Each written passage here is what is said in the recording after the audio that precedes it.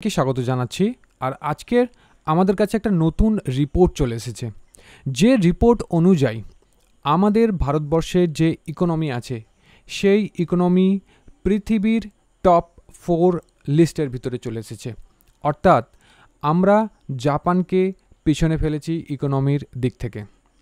আমাদের বর্তমানে যে জিডিপি আছে সেই অনুযায়ী আমাদের কাছে বর্তমানে $4.187 ট্রিলিয়ন ইকোনমি আমাদের কাছে রয়েছে।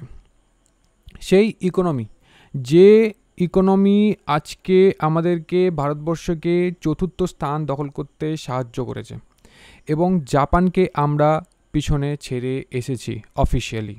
দেখুন, আমরা আগেও দেখেছি যে প্রচুর আমাদের কাছে ডেটা অভাব ছিল, কারণ হচ্ছে আমাদের যে ক্যাশের যে লেনদেনগুলো ছিল সেগুলোকে প্রপারলি রেকর্ড করা যেত না। বর্তমানে আমাদের কাছে অনলাইন যেরকম হচ্ছে ইউপিআই সব থেকে একটা ভালো টেকনোলজি, যে টেকনোলজির সাহায্যে আমরা ইজিলি কাউকে সেকেন্ডের ভিতরে টাকা পাঠিয়ে দিতে পারি। কোনো কিছু কেনার জন্য আমরা ইউজ করতে পারি, অনলাইন পেমেন্টের জন্য ইউজ করে থাকি, কোনো শপে গিয়েও পেমেন্টের জন্য আমরা ইউপিআই ইউজ করে থাকি। আর সেই ইউপিআই এইরকম ধরনের যে অনলাইন ট্রানজ্যাকশানগুলো, এই সব অনলাইন ট্রানজ্যাকশানগুলো আমাদের ভারতবর্ষের যে টোটাল ইকোনমি আছে সেই আদান প্রদানকে সহজে ট্র্যাক করতে সাহায্য করে। আমি বলবো না যে শুধুমাত্র ইউপিআই আমাদেরকে ইজিলি সেই রাস্তাটাকে তৈরি করে দিয়েছে, তবে আমাদের ভারতবর্ষের অনেক কিছু জিনিস আছে যে জিনিসগুলোর সাহায্যে যে টপিকগুলোর সাহায্যে যে জিনিসগুলো আমরা করেছি সেইগুলোর সাহায্যে আমাদের ভারতবর্ষের যে ইকোনমি বর্তমানে এই স্থানে এসে দাঁড়িয়েছে। তো দেখুন, আমি একটা জিনিস তো আমাদেরকে ক্লিয়ার করতেই হবে, আমাদের যে চতুর্থ নম্বর যে ইকোনমি এসে আমাদের কাছে উপস্থিত হয়েছে সেই চতুর্থ নম্বর ইকোনমির থেকেও আমরা যেটা দেখতে পাই সেটা হচ্ছে জার্মানি এগিয়ে আছে, তারও আগে আছে চায়না এবং তারও আগে রয়েছে ইউনাইটেড স্টেট অফ আমেরিকা। তো দেখুন, আমেরিকা তো $30 ট্রিলিয়ন, ঠিক আছে, তো আমরা অনেক পিছনে আছি, এর থেকে অনেকই পিছনে আছি। এই আমেরিকার যে ইকোনমি আছে তারপরে রয়েছে চায়নার ইকোনমি এবং চায়নার ইকোনমির পরে রয়েছে জার্মানির ইকোনমি। আমরা যদি ডিফারেন্সিয়েট দেখি, যে গ্যাপটা দেখি, সেক্ষেত্রে $30 ট্রিলিয়ন থেকে 19 ট্রিলিয়ন এবং তারপরে একদম সোজাসুজি এসে দাঁড়িয়ে পড়ছে $4 ট্রিলিয়ন, মানে $5 ট্রিলিয়ন কাছাকাছি। এবং সেইখানেই ভারতবর্ষেরও স্থান রয়েছে। আমরা পরবর্তী সময়ে যে আমরা দেখতে পাবো যেটা আরও বেটার হবে এবং আর আমরা খুব তাড়াতাড়ি সেই জিনিসটাকে অ্যাচিভ করব, জার্মানিকে আমরা খুব তাড়াতাড়ি পিছনে ফেলে আসব। এখন দেখতে হবে যে কি কারণে এই ইকোনমিটা আমাদের কাছে, এই ইকোনমিক ডেটা আমাদের কাছে চলে এসেছে এবং সেইটা নিয়ে আমরা আরও একটু আলোচনা করব। ওকে, তো আমরা যদি দেখি বর্তমানে আজকের যে আর্টিকেল আছে সেই লেটেস্ট আর্টিকেল অনুযায়ী India becomes 4th largest economy. Bharatvarsha চতুর্থ স্থান দখল করেছে ইকোনমির দিক থেকে ওয়ার্ল্ডে।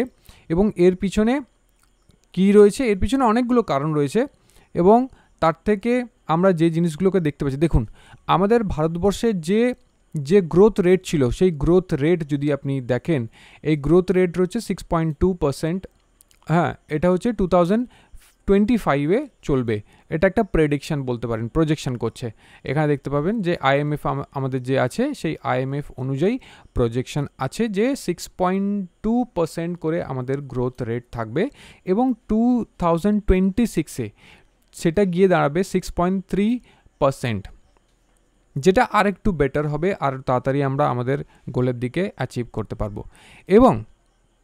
এবং তার সাথে সাথে যে জিনিসটা আমরা দেখতে পাচ্ছি যে ইন্ডিয়াতে, ভারতবর্ষের ভিতরে জিডিপি বাড়ার সাথে সাথে আরও কি জিনিসগুলোকে আমরা বাড়তে দেখতে পাবো। দেখুন, জিডিপি দুটো ধরনের হয়। নমিনাল জিডিপি নিয়ে আমরা আলোচনা করছি। নমিনাল জিডিপিতে আমাদের যে ইকোনমি রয়েছে সেই ইকোনমিতে আমরা দেখতে পাচ্ছেন যে $4.187 ট্রিলিয়ন রয়েছি এবং এইখানেতে যত জিডিপি ইনক্রিজ হবে আমাদের পার ক্যাপিটা যে ইনকাম, সেই ইনকাম বাড়তে থাকবে। যদি আমরা এখানে দেখতে পাচ্ছেন 3টে কান্ট্রির কথা আমরা দেখতে পাচ্ছি ডেটা, যে লাক্সামবার্গ, যার যে পার ক্যাপিটা যে ইনকাম সেই পার ক্যাপিটা ইনকাম অনেক বেশি, $141,000।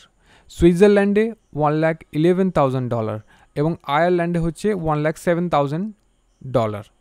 তো সেই অনুযায়ী ভারতবর্ষের যে আছে জিডিপি আছে বা পার ক্যাপিটা ইনকাম আছে সেটা অনেক কম, অনেক অনেক অনেক কম। IMF অনুযায়ী যে যে স্মলার কান্ট্রিগুলো হয় সেখানের হচ্ছে 2,800 2,900 এরম কিছু একটা থাকে, জিডিপি পার ক্যাপিটা যেটা থাকে ইনকাম থাকে সেইটা থাকে। তো আমাদের যত এই জিনিসটা বাড়বে টোটালি আমরা দেখতে গেলে আমরা আরও পরবর্তীকালে ইমপ্রুভ করতে পারবো এবং আমরা আস্তে আস্তে জার্মানিকেও আগামী দিনে আমার তো মনে হয় যে আগামী 2 বছর কি 3 বছরের ভিতরে জার্মানিকে আমরা পিছনে ছেড়ে বিশ্বের 3rd যে লার্জেস্ট ইকোনমির লিস্টে আমরা ঢুকে যাব। দেখুন টপ যে 10 যে কান্ট্রি ছিল ইকোনমিতে আজ থেকে 10 বছর আগে যদি আমরা দেখি, সেখানে ভারতবর্ষ সত্যি কথা বলতে অনেক পিছনে ছিল এবং আজকের দিনে যে দাঁড়িয়ে যে ভারতের চিত্র আমরা দেখতে পাচ্ছি সেই অনুযায়ী এটা এক প্রকারের গর্বের বলতে পারেন। আমরা আগের থেকে ইমপ্রুভ করেছি আর সেই ইমপ্রুভমেন্টগুলো আপনি বিভিন্ন সেক্টরে দেখতে পাবেন। যেরকম হচ্ছে আমাদের বর্তমানে যে মিলিটারি আর্মস, যে সিকিউরিটি, সেইগুলোতে আপনি দেখতে পাবেন যে অনেক ইমপ্রুভ করছি আমরা। প্রায় সময় বিভিন্ন ধরনের পারচেস করে থাকি। রিসেন্টলি আমরা রাফেলও অর্ডার দিয়েছি, রিসেন্টলি আমরা S-400 অর্ডার দিয়েছি, আরও বেশি পরিমাণে আমরা সেগুলোকে ইম্পোর্ট করছি যাতে আমাদের সিকিউরিটি বাড়ে। কারণ ভারতবর্ষকে এখন মানে যদি আপনি দেখেন নেবার যারা আছে, নেবারিং কান্ট্রি পাকিস্তান, চায়না, এদিকে হচ্ছে বাংলাদেশ, মায়ানমার, আমি মায়ানমারকে সাইডে রাখলাম, বাট চায়না, পাকিস্তান এবং বাংলাদেশ একটা থ্রেড বলতে পারেন ভারতবর্ষের জন্য। সেই থ্রেডটাকে সামলাতে গেলে যেরকম আমাদের কিছুদিন আগেই যে ঘটনা ঘটলো পাকিস্তানের সঙ্গে, সেখানে আমাদের যে S-400 যে আকাশ যে সিস্টেম, সেই ডিফেন্স সিস্টেম আমাদের একটা খুব ভালো রেজাল্ট আমাদেরকে দিয়েছে এবং সেটা আমরা দেখতে পেয়েছি এবং তার জন্যই আমরা আরও বেশি করে S-400 বাই করতে চলেছি। তো আমরা জার্মানিকে পিছনে ফেলে এসেছি, জার্মানিকে পিছনে ফেলেছি, 4th হয়েছি কারণ জার্মানি ছিল 4th নাম্বারে, সেখানে আমরা তাকে পিছনে ফেলে এসেছি। জার্মানি 4th ছিল, তার কারণ হচ্ছে তার যে গ্রোথ রেট ছিল প্রত্যেক বছর, সেই গ্রোথ রেট পড়ে যায় এবং যার জন্য আমাদের এই স্থানটা পেতে বেশি দিন ওয়েট করতে হয়নি। তো এই জিনিসগুলো আমরা দেখতে পাচ্ছি যে কিছু কিছু জিনিস ইমপ্রুভ হচ্ছে, কিছু কিছু সেক্টরে ইমপ্রুভ হচ্ছে। আপনি অনেক সময় শুনতে পাবেন যে হঠাৎ করে পাকিস্তানের ভিতরে কোনো একটা টেররিস্ট গ্রুপের যে হেড আছে বা কোনো লিডার আছে বা কোনো বড় পদে আছে, হঠাৎ করে কেউ একজন কোনো একটা আননোন গানম্যান শ্যুট করে দিয়ে চলে গেছে। এটা আপনি বিভিন্ন ধরনের খবর পেয়ে থাকবেন। আমি বলছি না যে ডিরেক্টলি ইনডিরেক্টলি কার সঙ্গে কী লিঙ্ক আছে, বাট এগুলোর জন্য এই যদি দেখতে মানে সেইভাবে ভাবেন তাহলে আপনি এটাও জানতে পারবেন যে বিভিন্ন ধরনের কাজের জন্য ন্যাশনালি ইন্টারন্যাশনালি সেসব কাজের জন্য আমাদেরকে প্রচুর পরিমাণে অর্থ উপার্জন করতে হবে, ইনভেস্ট করতে হবে, মানি ঘোরাতে হবে, এক হাত থেকে অন্য হাতে দিতে হবে। ভারতবর্ষের ভিতরের মানুষ, বাইরের মানুষ, যার ফলে আমরা সেই জিনিসটাকে অ্যাচিভ করতে পারবো, সিকিউরিটি বেটার করতে পারবো, আমরা বিভিন্ন ধরনের জিনিসের সঙ্গে লড়াই করতে পারবো। তো আমরা আরেকটা জিনিসও দেখতে পাচ্ছি যে চায়নার যে প্রোডাক্টিভিটি আছে বা ওদের যে জিডিপি আছে সেগুলোও আগের থেকে অনেকটা স্লো ডাউন করেছে, কিন্তু স্টিল ওদের যে গ্রোথ রেট আছে সেইটাকে আমরা এখনও ছুঁতে পাচ্ছি না। আর ওদের যে টোটাল যে এখন বর্তমানে যে জিডিপি আছে সেই আমরা তার ধার কাছেও নেই। $19 ট্রিলিয়ন, তো সেই $19 ট্রিলিয়ন আর কোথায় আমাদের কাছে আছে $4 ট্রিলিয়ন।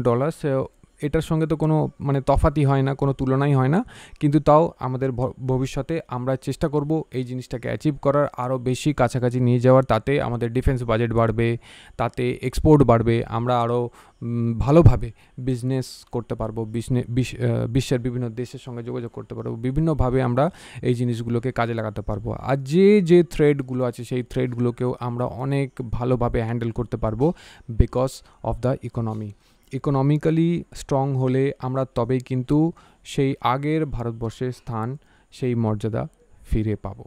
তো আপনাদের সঙ্গে দেখা হচ্ছে নেক্সট ভিডিওতে, নেক্সট আপডেট নিয়ে। গুড বাই, জয় হিন্দ।